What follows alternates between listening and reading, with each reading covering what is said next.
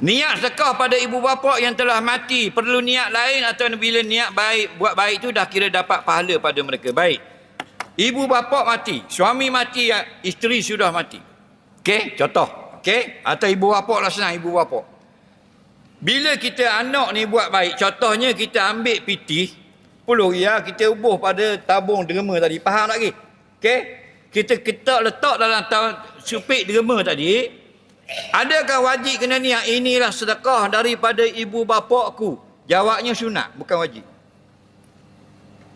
Okey? Kerana ada dua pendapat ulama. Pendapat yang pertama, kena niat. Kalau kita tak niat, dapat ke kita je?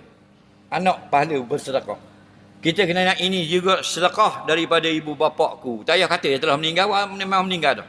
Kalau mak ada lagi, ayah mati dah, ini sedekah daripada bapa aku. Boleh. Okey? Kerana orang jumpa Nabi ya Rasulullah, inna ummi qad matat atasaddaqtu anha, mak aku baru meninggal dunia, boleh tak aku sedekah? Nabi kata na'am, boleh. Faham? Jadi jelas. Itu pendapat yang pertama. Pendapat yang kedua, tak payah niat. Semua amal soleh anak automatik dapat pada ibu bapa. Dia asal kita porong. Itu jawapan Syekh Ibn Hajar dalam kitab fatwa dia. Nampak lagi?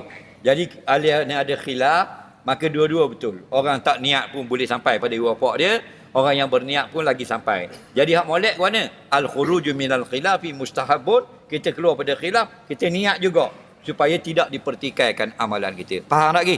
Soalan seterusnya.